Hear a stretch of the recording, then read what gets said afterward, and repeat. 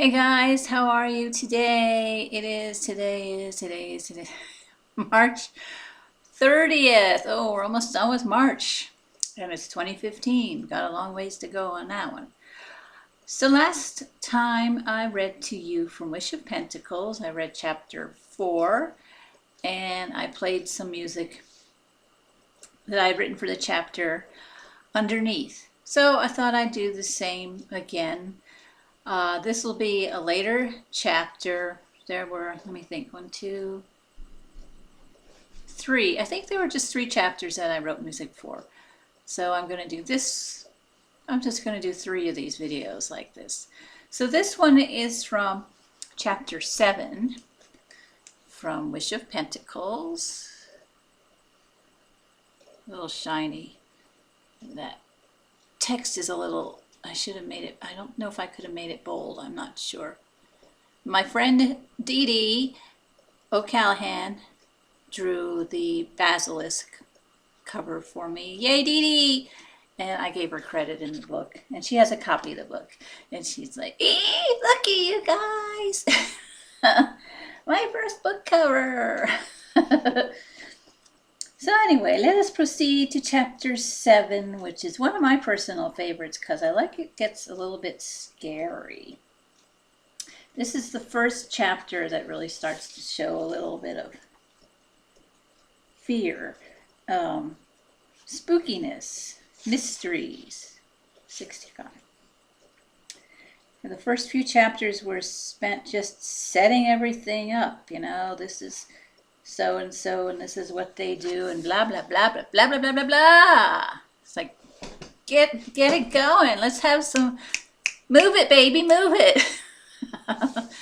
So, all right, get ready to get maybe a little spooked if I'm successful. Okay, let me get my specs.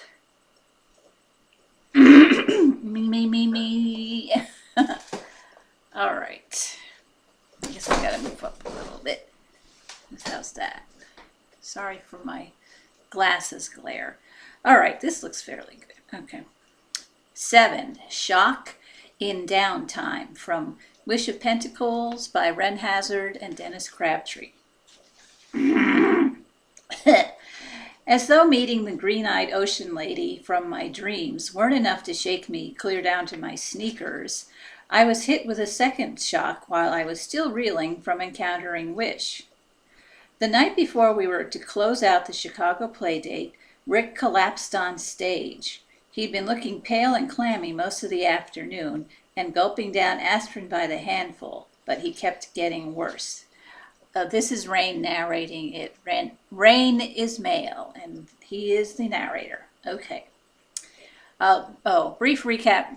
Rain is a musician, a male musician in a rock band in the early 1990s, and he is learning that he has very, very, very strong psychic abilities. Okay. The night before we were to close out the Chicago play date, Rick collapsed on stage. He'd been looking pale and clammy most of the afternoon and gulping down aspirin by the handful, but he kept getting worse. The way he was feeling showed in his playing. The fans probably didn't notice the change in his work, but everyone in Illinois did. We were all intimately familiar with his style. And then, just as we finished the last set for the night, everyone saw it. He turned to leave the stage and went down like a load of bricks. He came down on top of his guitar and cracked its neck, but that was the least of anyone's worries. He was screaming in agony, clutching his abdomen with both hands. He'd gone as white as a sheet, and sweat was pouring off him like he was standing under a running shower. It was a good thing they'd taken to keeping paramedics on site at concerts now, as a matter of course. They were up on stage with him and taking his vital signs less than a minute after he hit the boards. It turned out to be appendicitis. They got him to the hospital in time to save his life, just barely from the sound of things. But it was so close that the doctors told us he was going to be out of commission for at least 2 months, maybe more. That left us with a quandary. We could try to find another guitarist and carry on with the tour while Rick convalesced, but Rick's style was unique. Half our stuff was built around his picking. Trying to find someone who could duplicate his style well enough to pull the substitution off was going to be impossible, and even if we could find a workable substitute, it could take anywhere from weeks to months to work him into the band's groove properly. When a band works together long enough, everyone gets to know everyone else's moves, timing, and shtick so well that everyone practically reads everyone else's minds while they're playing. Everything fuses together into a gestalt, a whole that's somehow greater than the sum of its parts, and something that's a true thing of beauty. But drop a newcomer into the mix, cold, with no chance to practice and fit into the groove, and all you get is cacophony and the urge to tear your hair out. No one wants to come and hear a band play in that condition, no matter how big a rep it has. If you spring a band in that condition on paying customers, most of them will demand their money back, and a few of them will be a lot more unpleasant than that. No one wants a riot at a rock concert, at least not anyone with any common sense and a conscience. In the end, it was decided that it just wasn't worth the hassle of trying to break in a new guitarist. The remaining play dates on the tour were rescheduled, and the tour proper was simply postponed for the duration of Rick's convalescence. Like it or not, we had 2 months of downtime ahead of us, maybe more. Personally, I've never gotten along well with enforced idleness. If I'm going to goof off, it has to be my own idea, or I just can't relax and enjoy it decently. I usually end up stressed out, worse than if I hadn't tried to relax at all. And now, all of a sudden, I was staring at 60 days of nothing to do but absolutely nothing. 1,440 hours of sitting around twiddling my thumbs when I was all wired up to perform. 86,400 of what should have been gloriously serene, blissful minutes that I was going to end up grinding my way through like a feed mill chewing kernels of dried corn into cornmeal. The entire notion grated on my nerves. But there was nothing else to do except maybe rattle around Chicago like a marble in a coffee can, and the weather just then was too cold and windy for me to even consider doing that. So I made the best of things. I got on the phone, rented a beach house in Malibu by long distance, booked a flight, coaxed Rocky into his cat carrier, and the next day I was settling my backside onto warm California beach sand. I sighed as I felt it grip up into my back, all warm and prickly. If I had to kick back and relax against my will, better to do it someplace warm and comfortable, right? I'll say this for the beach. The environment and the sound of the surf can be amazingly soothing. I drifted off in a matter of minutes. And I was dreaming again. In the dream, I was still lying on that same beach, just drowsing and enjoying the sunshine and the roar of the surf. There was no detectable transition between waking and sleeping, so I wasn't even aware that I was dreaming. Voices intruded on my awareness. Familiar voices.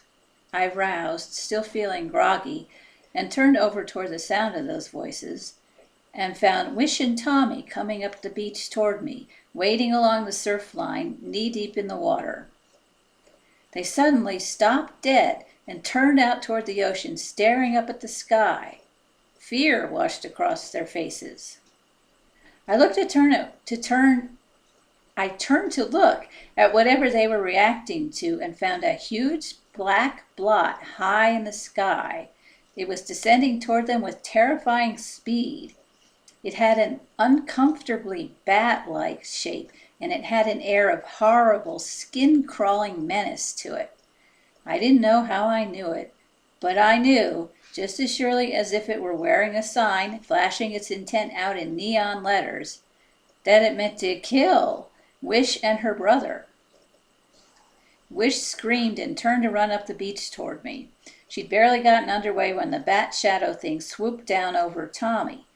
Where the shadow of the thing swept across him, all the details in Tommy's form seemed to erase, moving up from his feet to the top of his head in the space of a split second, like someone letting a window shade snap up. When it passed, the only thing left of Tommy was a kind of blank, featureless outline of a human being, moving like a marionette with half its strings cut. The shadow chased Wish on up the beach, slowing as it caught up to her. I came to my feet, screaming in wordless protest and anguish, knowing that I was about to see my green-eyed ocean lady erased from existence like an Etch-a-Sketch drawing. And then the blot thing swerved aside at the last instant, swooped around in front of Wish, placing itself between her and me, and settled to the sand. I could see Wish through it, half obscured by its darkness, backpedaling frantically in the poor footing of the sand as she struggled to keep from crashing into it. Just as she managed to break to a halt, the blot of shadow began to dwindle, darkening and solidifying as it shrank. In the time it took me to blink once, the blot of shadow condensed itself into the form of a large man clad in black. He lunged toward Wish, fingers clawed, as if to rip her to bloody shreds. Excuse me. I woke up with a jolt that almost tore my stomach from its moorings. A stranger towered over me. He was tall, muscular, dark-haired, steely-eyed, and pasty-skinned. He dressed in black slacks, black wingtip shoes, black socks, a black turtleneck sweater, and a long-sleeved black jacket over it. The sort of clothing something would wear in that kind of sweltering summertime environment, only if he suffered from a medical condition that left him feeling cold all the time, even in a warm climate, or he enjoyed playing tag with heat stroke. I noticed about him a darkness that hovered about him, like a thin, swirling fog. I blinked uncertainly. I wasn't exactly seeing it with my eyes, but it was there. I could perceive it somehow. I remembered those odd times when I'd seen shifting glows of colored light around some people that seemed to have nothing to do with the lighting conditions around them, and wondered if these were the auras I'd heard tell of.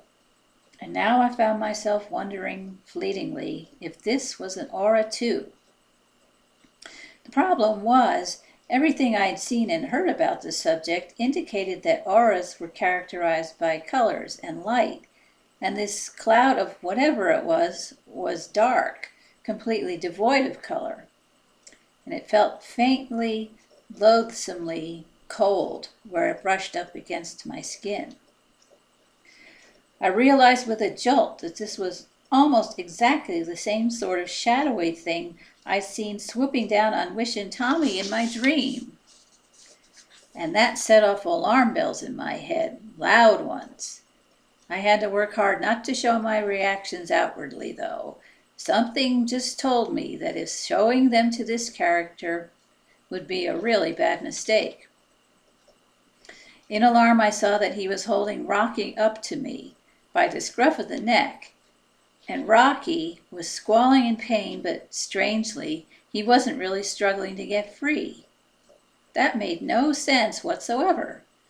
The little guy gotten caught in a barbed wire fence as a kitten and torn the back of his neck up. It had never healed properly. Picking him up by the scruff was an invitation to get shredded into bleeding sushi because picking him up there hurt. He loved and trusted me, so he'd tolerate me picking him up by the scruff as long as there was no other way for me to get a hold of him, but not for more than a few seconds. Let anyone else pick him up that way, and he'd do his best to shred the offending hand to steak tartare. Yet he was just dangling from this strange, dark stranger's hand, squalling in pain and squirming spastically, but making no effort to scratch him and get free, almost as if he'd been drugged. I also noticed that the darkness around the man was clustered most thickly around Rocky. It seemed to be trying to choke the life out of him. Part of me bristled like a growling dog at all this, but the prudent part of me, the one warning me not to show my true reactions to this stranger, covered it over and made me act as if nothing were wrong, as if this were just some ordinary, everyday encounter, and I was just some airhead valley boy surfer dude. I wasn't sure why, mind you, but the warning was too strong to ignore. So I just scrambled to my feet, blinked at him sleepily, as if I had no clue to what was going on, and gulped, "Huh?" He raised Rocky casually, at arm's length, as if he were weightless. Not an easy thing to do with a cat that weighs almost 15 pounds. And with a perfectly straight, almost blank face, asked, "Is this yours?" Traces of a British accent clung to his words. Something about that set my hackles to bristling all over again. Sternly I ordered them to cease and desist, and to my surprise they settled down, reluctantly but surely. Yeah. I took Rocky from him quickly. He was suffering, and I couldn't stand that. But putting my hand into that darkness around Rocky made my skin crawl like I put it into a swamp or an open sewer. Sorry, man. He been bugging you or something?" I actually managed to sound slightly brain damaged. I felt a flicker of perverse pride at that for some reason. The corners of his mouth bent upward in what was obviously intended to be a smile, but it didn't spread any farther than that. A real smile spreads all the way across the face, and even the eyes get involved in it. This smile of his was nothing more than a facial accessory. No other part of his face got involved in the matter in any way, and his eyes, irises near white, well, those were as cold and dead as last week's fish market special. Whatever was looking out of them at me wasn't human, no matter what surface appearances said. I began to understand why that unnamed part of me was prompting me to play dumb and innocent. Whoever or whatever this character was, he was dangerous in ways I wasn't capable of understanding yet. For lack of a more accurate term, man held a hand out politely and murmured, "Nicodemus Castevet, I'm your neighbor. I own a number of parrots, and a cat was prowling about. It gave them quite a fright." Something about having that hand approach me set off alarms all over the inside of my head. That unnamed part of me backed away from that hand as if it were red hot, making it very clear that I was not to touch it, no matter what. Now, I've always prided myself on my good manners. Mom and Dad were very strong on proper manners and common courtesy, and they made sure I turned out that way too. If not for that, and what I could perceive of this thing's true nature, I probably would have taken a swing at him for mistreating Rocky the way he had. It was a good thing I didn't give in to my baser instincts. I found out later that people and things who attacked Nicodemus Castevet had a way of coming up missing, or found dead and mutilated. Instead, I took the high road, and Mom and Dad would have been proud of me. I concentrated on comforting Rocky, pretending not to notice the outstretched hand, and hoping he'd take the hint and remove it. "Oh, sorry, man. You must have slipped out of the house when I came out here. I'll keep a closer eye on him from now on. Because God knows what you'd do to him if you ever got your hands on him again, you whatever you are." I knew for a fact that Rocky had been inside the beach house when I'd left. I'd seen him curled up on the living room sofa when I closed the patio door behind myself. I never let him out to wander in strange places because it's just too dangerous. Cats are too curious for their own good, and when they find themselves in a new place, they can't help but go exploring. And strange places all too often have teeth bigger than an unsupervised cat can survive. Either someone had gotten into the house while I was asleep and left the door open, or this Castevet character had gotten in and grabbed Rocky for some reason. Just what, I wasn't sure, but considering what I could tell of him, I wouldn't have put it past him. That unnamed part of me commented something to the effect that it wouldn't have put the Holocaust past him either. And the scary thing about it was, it sounded like it knew what it was talking about. Castevet looked as though he were considering saying something else, but hesitated. He searched my face for a moment, seeming to be puzzled at not finding something there that he'd been expecting to find. Then finally backed away a step and turned to leave, murmuring, "Yes, see that you do that." As he walked away, Rocky finally managed to regain enough physical control and courage to growl at him. Castevet glanced back in mid-stride and fastened those cold, colorless eyes on Rocky. The growl died with a curious hiccuping sound, and Rocky began shivering violently. Something about Castevet scared my cat so badly that he wouldn't even run away from him. Even if I'd had no psychic leanings of any sort, that alone would have told me that this Castevet character was bad news in spades. Animals may not be as smart as humans in a lot of ways, but I've believed for a long time that they're all telepathic to some extent, and it's almost impossible to fool an animal about your nature.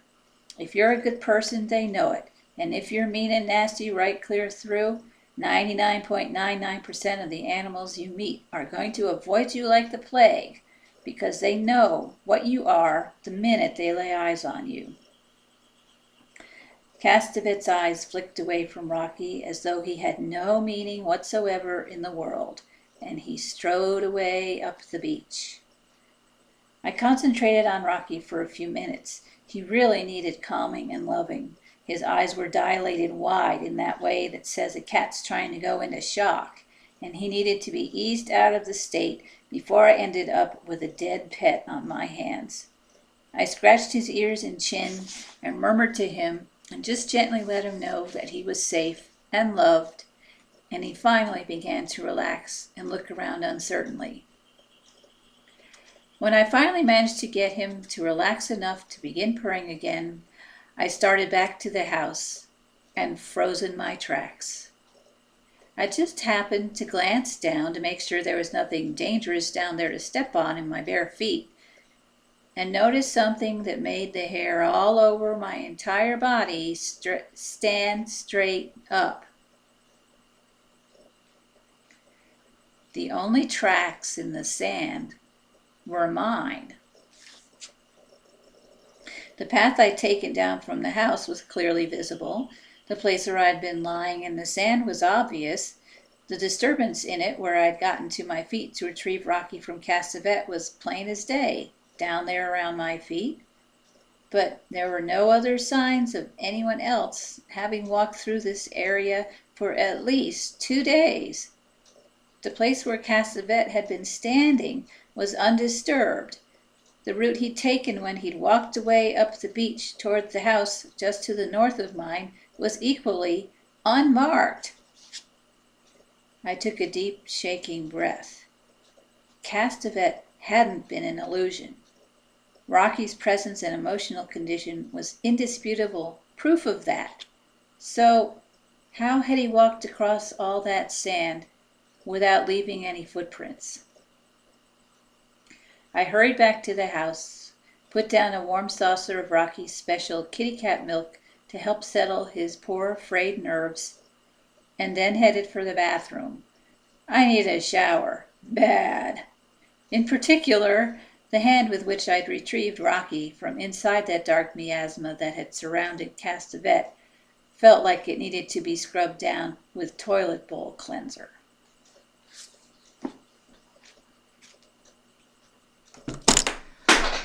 Chapter 7. Yeah, that's our first meeting with Castevet in the book. Okay, now I have to figure out how I'm going to play the music for you because it didn't work out the way I wanted to last time. I didn't want it playing under the video. I wanted it playing with the ending credits, but the song was too long for that. So Let me try just playing it for you now. Okay, this is called Beach Vamp, Shock and Downtime.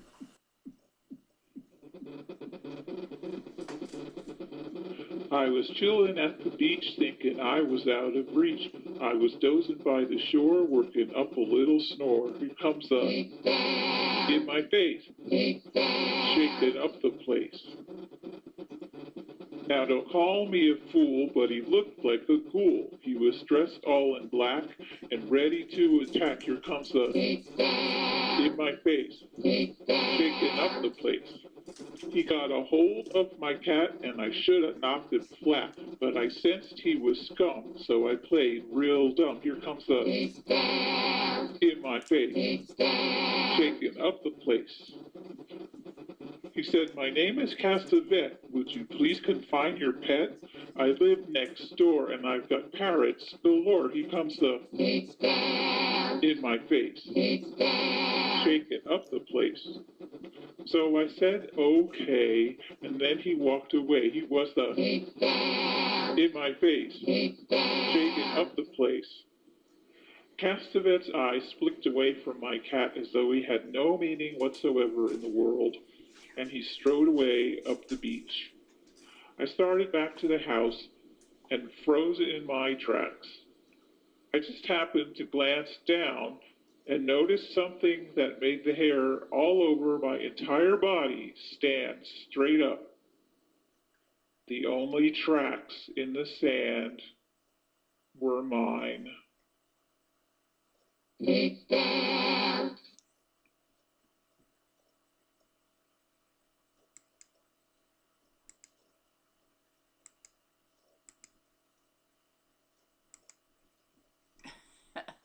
There you go. It's kind of weird, kind of funny. I don't know. I liked it. My name is Castavet. Would you please confine your pet? I live next door and I've got parrots galore. He was a beach vamp. I love doing the beach vamp part, recording that. That was fun. Vocoders are wonderful things. Well, guys, I hope you enjoyed the reading and the little weird tune. Take care. Have a happy March. What's left of it? Bye now.